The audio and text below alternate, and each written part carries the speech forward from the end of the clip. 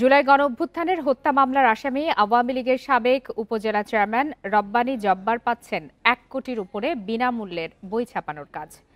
এনসিটিবির শীর্ষ কর্মকর্তাদের সাথে প্রকাশ্যে যোগাযোগ রয়েছে তার। গণঅভ্যুত্থানের পরও স্বৈর শাসকের সুবিধাভোগীদের জাতীয় শিক্ষাক্রম ও পাঠ্যপুস্তক বোর্ড পুনর্বাসন করছে বলে অভিযোগ শিক্ষা গবেষকদের। ছাত্র জনতার গণঅভ্যুত্থানের মুখে গত ৫ আগস্ট হাসিনা সরকারের পতনের পর আওয়ামী লীগের বেশিরভাগ নেতা পালিয়ে আছে। সরকারি দপ্তরগুলোতেও স্বৈর শাসকের কিছু সুবিধাভোগীকে সরিয়ে দেয়া হয়।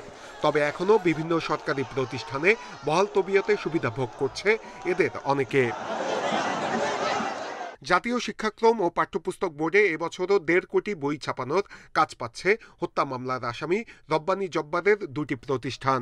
রব্বানী জব্বার আওয়ামী লীগের সাবেক মন্ত্রী মোস্তফা জব্বারের ভাই। নেত্রকোনার খালিয়াজুড়ি উপজেলা পরিষদ আওয়ামী লীগের প্রার্থী হিসেবে বিনা ভোটে চেয়ারম্যান হন তিনি। প্রথম কথা হচ্ছিল যে এই যে যারা এই কাজগুলো করেছে গত ১৫ বছর ধরে তাদের তো শাস্তির আওতা আসে। যদি মামলায় থাকে তারা মামলা না করে তাদেরকে অ্যারেস্ট না করে তারা কিভাবে এখন পর্যন্ত কাজ করে যাচ্ছে, বিশেষ করে মোস্তফা জব্বারের ভাই রাব্বানীর কে না চেনে। এনসিটিবিতে এখনো স্বৈর শাসকের সুবিধাভোগী অনেক কর্মকর্তা ব্যবসায়ী বহাল তবিয়তে আছে, যারা আওয়ামী লীগকে পুনর্বাসনের কাজ করে যাচ্ছে বলে জানিয়েছেন মুদ্রণ মালিক সমিতির সাবেক সভাপতি তোফায়েল খান। ৫ই আগস্টের পর এনসিটিবির কোনো পরিবর্তন আসেনি। এনসিটিবি আগের শক্তিগুলো বরঞ্চ শক্তি বৃদ্ধি করে এগিয়ে যাচ্ছে।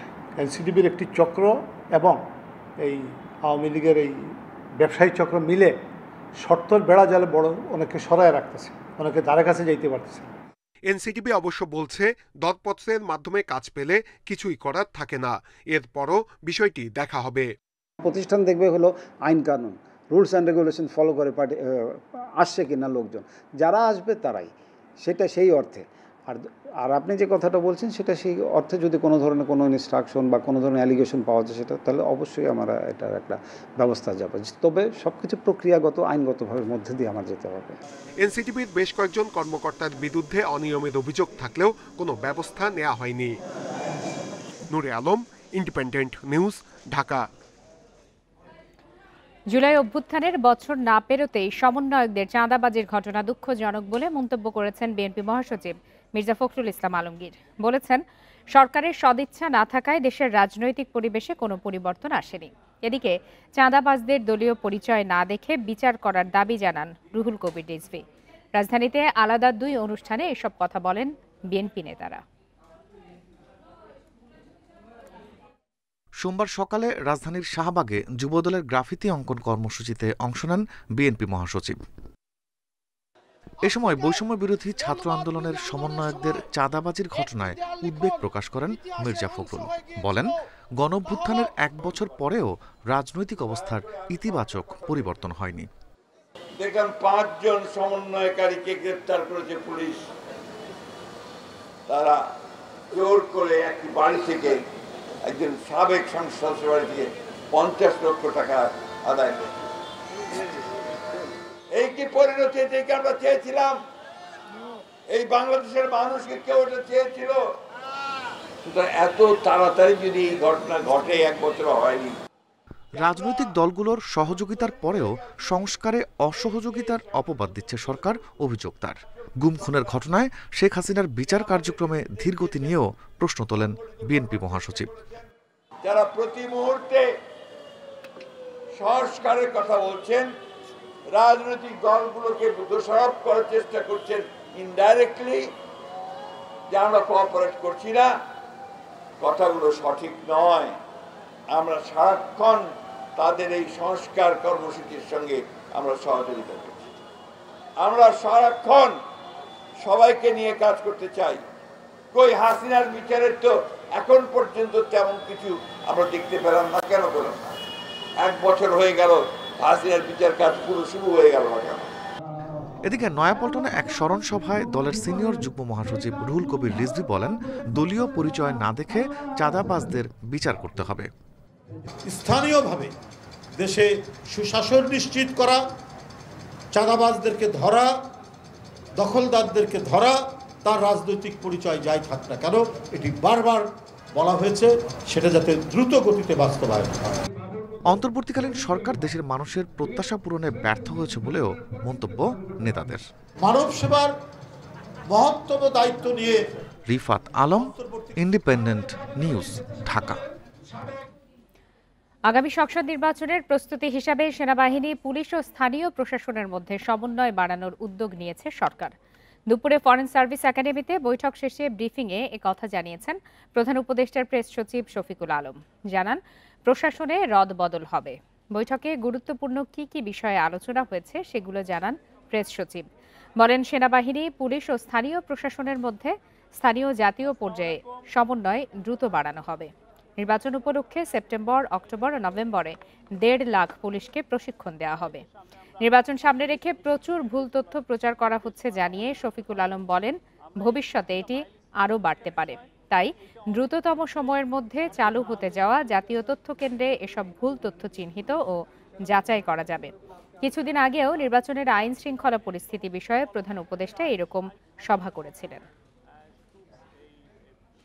ইলেকশনের আগে পুলিশের প্রস্তুতির কথা বলা হয়েছে। 1.5 লক্ষ পুলিশের ট্রেনিং হবে ইলেকশনের বিষয়ে। ন্যাশনাল ইনফরমেশন একটা সেন্টার, যেখানে আমরা খুব দ্রুততার সাথে এই ডিসইনফরমেশনগুলোকে আমরা ডিবাঙ্ক করতে পারবো, সেইটার একটা ক্রিয়েট করার চিন্তা ভাবনা হচ্ছে।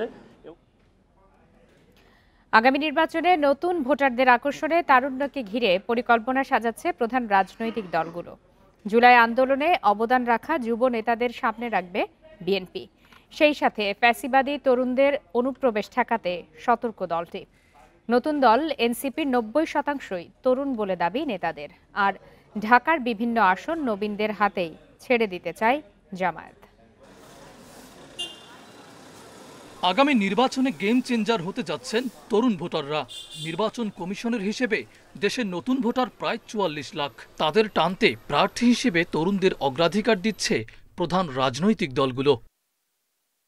বয়সে নবীন এবং নিজ এলাকায় গ্রহণযোগ্যতা আছে এমন প্রার্থীদের মনোনয়ন দৌড়ে এগিয়ে রাখবে বিএনপি। সেই সঙ্গে বিশেষ গুরুত্ব পাবেন জুলাই অভ্যুত্থানে অবদান রাখা নতুন প্রজন্মের সদস্যরা।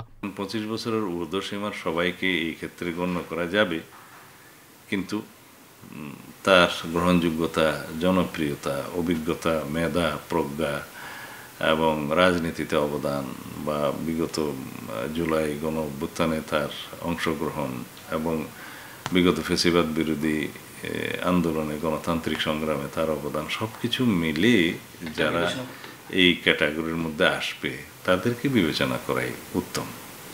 গণ অভ্যুত্থান পরবর্তী বাংলাদেশের নতুন রাজনৈতিক দল এনসিপি মূলত তরুণদের নিয়েই গড়া হয়েছে। আগামী নির্বাচনে কম বয়সীরা হয়ে উঠতে পারে তাদের বড় ভোট ব্যাংক। তাই সভা ও গণজমায়েতে তরুণদের মন জয়ে গুরুত্ব দিচ্ছে এনসিপি। আমাদের নমিনেশনে আপনি অনেক তরুণ দেখতে পাবেন, সত্যিকার অর্থে তরুণ। এখানে অনেক বছর বয়সী, 50 বছর বয়সী তরুণ না, সত্যিকার অর্থে তরুণ এখানে দেখতে পাবেন।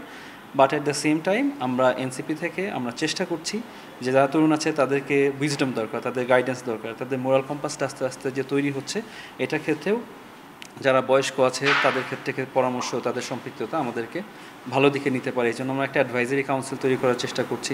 তারুণ্যের শক্তিকে কাজে লাগাতে মরিয়া জামায়াতে ইসলামীয় জাতীয় ও স্থানীয় 2 নির্বাচনেই তরুণ তুর্কিদের সামনে আনার পরিকল্পনা দলটির। আমরা আমাদের দলের পক্ষ থেকে তরুণ নেতৃত্ব বাছাই করছি এবং এটি শুধুমাত্র জাতীয় নির্বাচনের ক্ষেত্রেই নয়, স্থানীয় নির্বাচনে আমরা তরুণদেরকে অগ্রাধিকার দিচ্ছি। যেহেতু তাদের একটা শক্তি আছে, তাদের সাহস আছে, তাদের উদ্যম আছে, তাদের মধ্যে ক্রিয়েটিভিটি আছে, সৃজনশীলতা আছে। বিগত 3 বিতর্কিত নির্বাচনে ভোট দিতে পারেননি তরুণ ভোটাররা। ত্রয়োদশ জাতীয় নির্বাচনে তাদের সমর্থন কারা পাচ্ছে সেদিকেই তাকিয়ে রাজনৈতিক দলগুলো। মাহফুজুর রহমান মিলন, ইন্ডিপেন্ডেন্ট নিউজ, ঢাকা। প্রশিক্ষণের টাকা লোপাটের অভিযোগে সাবেক সিইসি কাজী হাবিবুল আওয়াল সহ সে সময়কার 4 কমিশনারদের বিরুদ্ধে অনুসন্ধানে নেমেছে দুদক। একাদশ জাতীয় সংসদ ও 5ম উপজেলা পরিষদ নির্বাচনের আগে এই দুর্নীতি করা হয় বলে জানায় সংস্থাটি। এদিকে আওয়ামী লীগের সাবেক এমপি ইলিয়াস মোল্লার বিরুদ্ধে অবৈধ সম্পদ অর্জনের মামলা হয়েছে। রবিবার সংবাদ সম্মেলনে এসব তথ্য জানান দুদক মহাপরিচালক আক্তার হোসেন। প্রশিক্ষণের নামে ভুয়া সেমিনার, নকল বিল ভাউচার ও মিথ্যা উপস্থিতি দেখায় আত্মসাৎ করা হয়েছে বিপুল অর্থ। একাদশ জাতীয় সংসদ নির্বাচন ও পঞ্চম উপজেলা নির্বাচনকে সামনে রেখে 7,47,00,000 টাকা লোপাট করেন সাবেক সিইসি এবং কমিশনাররা। এই অভিযোগে সাবেক প্রধান নির্বাচন কমিশনার হাবিবুল আউয়াল সহ সে সময় দায়িত্বে থাকা সব কমিশনারদের বিরুদ্ধে অনুসন্ধান শুরু করেছে দুদক। নীতিমালা ছাড়া ভুয়া প্রশিক্ষণ দেখিয়ে বাংলাদেশ নির্বাচন কমিশনের 7,47,57,000 টাকা খরচের মাধ্যমে সরকারি অর্থের ক্ষতি সাধন সহ অন্যান্য অভিযোগ অনুসন্ধানের সিদ্ধান্ত গৃহীত হয়েছে। এদিকে সাবেক সংসদ সদস্য ইলিয়াস মোল্লার বিরুদ্ধে জানা আয়ের বাইরে 37,44,00,000 টাকার অবৈধ সম্পদ অর্জনের অভিযোগে মামলা করেছে সংস্থাটি। মিরপুরস্থ পল্লবী জিলপাড় এলাকার 7 একর সরকারি জমি অবৈধভাবে দীর্ঘ 16 বছর যাবৎ ভোগ দখলে রেখে সেখান থেকে ভাড়া আদায়পূর্বক 37,44,00,000 টাকা অবৈধভাবে আত্মসাৎ অমান্য করার অপরাধ অনুসন্ধানকালে প্রমাণিত হয়েছে। এই কারণে দুর্নীতি প্রতিরোধ আইন 1947-এর 5-2 ধারায় একটি মামলা রুজুর সিদ্ধান্ত গৃহীত হয়েছে। মহাপরিচালক জানান, সম্প্রতি চাঁদাবাজির দায়ে গ্রেপ্তার বৈষম্য বিরোধী ছাত্র নেতাদের অবৈধ সম্পদের তথ্য পেলে অনুসন্ধান করবে দুদক। রিশাদ হুদা, ইন্ডিপেন্ডেন্ট নিউজ, ঢাকা। বিএনপির স্থায়ী কমিটির সদস্য সালাউদ্দিন আহমেদ বলেছেন, নির্বাহী বিভাগের ক্ষমতা নিয়ন্ত্রণ করলে রাষ্ট্র পরিচালনার ভারসাম্যে বাধা আসবে। ঐকমত্য কমিশনের বৈঠক থেকে ওয়াকআউটের পর এই মন্তব্য করেন তিনি। পরে আবার বৈঠকে যোগ দেয় দলটি। বেলা 11:50 দিকে কর্ম কমিশন, দুদক, মহা হিসাব নিরীক্ষক ও ন্যায়পাল নিয়োগের বিধান নিয়ে ভিন্ন মত পোষণ করে সংলাপ থেকে ওয়াকআউট করে বিএনপি। পরে আবার বৈঠকে যোগ দিলে জরুরি ফায়ার অ্যালার্ম বেজে ওঠার পর বৈঠক স্থগিত রেখে সবাই বেরিয়ে যান। সাময়িক স্থগিতের পর আবার শুরু হয় বৈঠক। এর আগে সকালে ফরেন সার্ভিস একাডেমিতে বৈঠকের শুরুতে কমিশনের সহসভাপতি অধ্যাপক আলী রিয়াজ বলেন, সব প্রস্তাব নিষ্পত্তি করে 2 থেকে 3 দিনের মধ্যে জাতীয় সনদ পেশ করতে চায় জাতীয় ঐকমত্য কমিশন।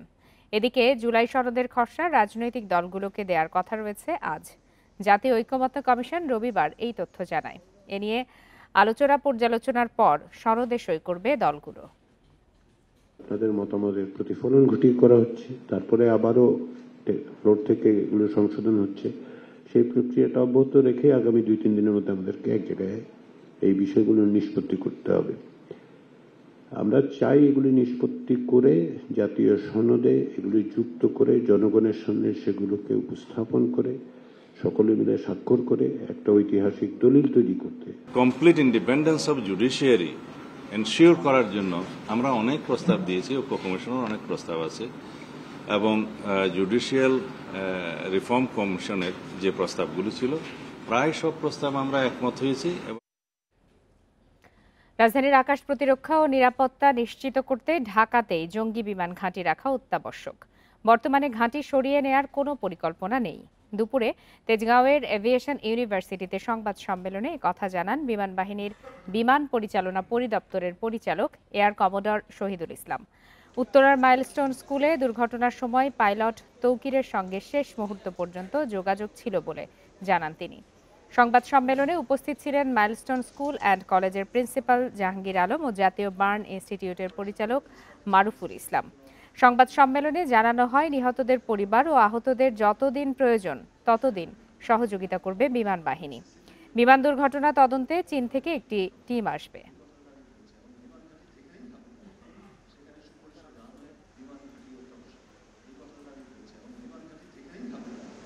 রাজধানীর উত্তরায় বিমান দুর্ঘটনায় দগ্ধ মাইলস্টোন স্কুলের ছাত্র সাহিল ফারাবি আয়ানের মৃত্যু হয়েছে।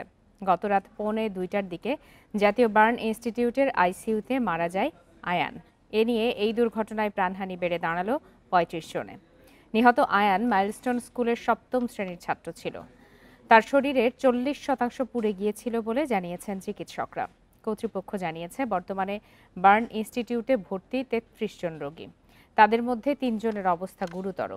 একজনকে লাইফ সাপোর্টে ও অপর 2 জনকে রাখা হয়েছে আইসিইউতে। 30 জনের অবস্থা স্থিতিশীল রয়েছে। এর মধ্য থেকে 2-1 দিনেই ছাড়া পাবে 3 জন।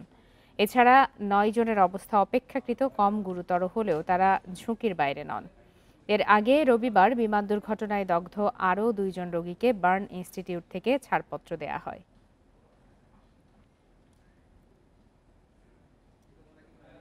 দেশের মোট বিদ্যুতের 12 ভাগের যোগান দেয় তরল জ্বালানি নির্ভর কেন্দ্রগুলো, কিন্তু মোট খরচের 30 ভাগই যায় এমন বিদ্যুতে, যা সরকারের উপর বরাবরই ভর্তুকির চাপ বাড়াচ্ছে বলে মনে করেন জ্বালানি বিশ্লেষকরা।